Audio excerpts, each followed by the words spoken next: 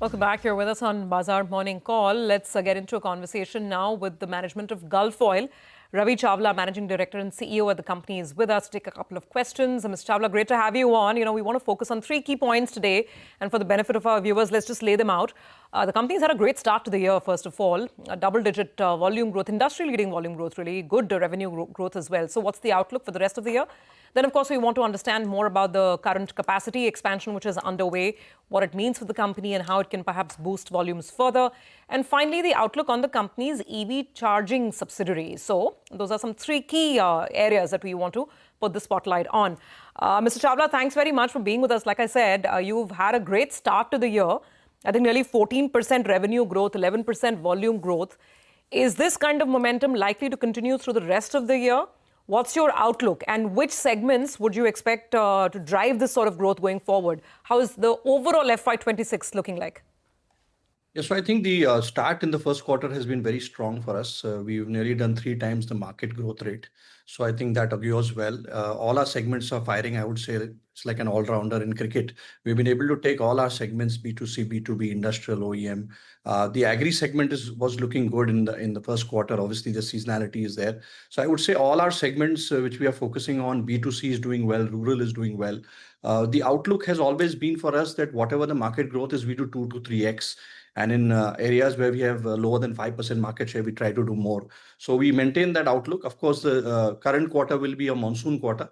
Demand-wise, it's slightly lower. But for the year, I think we would continue to make sure that all the segments that we focus on grow the way it is going. A great start because we've had the highest revenue, highest volume. We're doing well across. And yeah, that's where we look at the year.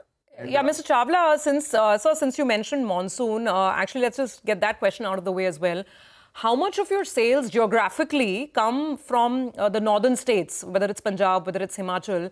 And I just want to understand if the scale of disruption right now, logistics disruption across some of these key states, whether that has any bearing on your volumes. How much of your volumes are coming in from these northern states anyway?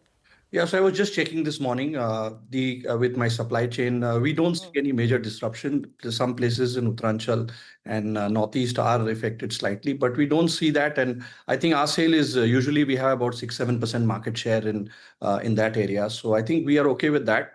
It doesn't seem to be that big a disruption as of now. All right. So you are confident of maintaining your growth momentum that you saw in the first quarter throughout the year, give or take some few points because of seasonality in the second quarter. You will grow between 2 to 3x the industry. That's good to know. What about capacity? Because you have embarked upon some capex. What is your current capacity utilization? What is the ideal asset turnover that we should look at on the capex that you're making? And by when does all of that come on stream? What does that do to your volumes? Yeah, so I think last year we closed at 152 million. I think we have a capacity on a 2-shift basis today in both our plants is about 90 and 50, so 140. But we operate on 2.5 shifts. So our capacity utilization per se would be currently at about 95%. So looking at what the growth momentum is, and of course we had COVID in between, otherwise we would have enhanced it a few years back. But we are getting ready for the next phase of growth. I think we don't want to operate 3 shifts because that's not, and we do make all our products in-house, lubricant products in-house, which is one of our strengths. And we will build this capacity up. The augmentation has already happened. We had some land acquisition in Silvassa, one of our plants, a few quarters ago, and now that's ready for really putting it out there. And we'll be increasing capacity from the current level by 70% to reach 250 million. In about 18 months, we are hoping that all the capacity will come online. In phases, it will already start in our Chennai plant. So that's the plan so that we are ready for the growth that's going to happen. And of course, our plants will be able to service all India and we do some exports. So I think that's the way we are preparing ourselves. Just a small follow-up on that, if you could give us a sense on the amount that you will outlay for the capex, in what segments will your capacity be, or is it segment agnostic? And in terms of capacity, post this capex, what would be your stated capacity market share? Yeah, so capacity, today we are about 6-7% of the market, in some segments, 10%. So this capacity of ours will go up in both our plants and will go up from the current, I think 140, 150 to about 250 million. And we will, it's as you said, segment agnostic. It's about packs various sizes of packs, from the barrel packs to the small packs. So we augment our lines, filling lines in terms of that. Our blending capacity goes up. We have a sophisticated international, what we call automatic batch blender from France. We will augment that in Chennai. And obviously we have, different tankages to be set up, back end. So all that is there and it's agnostic. So as long as the demand is there, the pack sizes, we as per that, we lay out the filling lines, etc.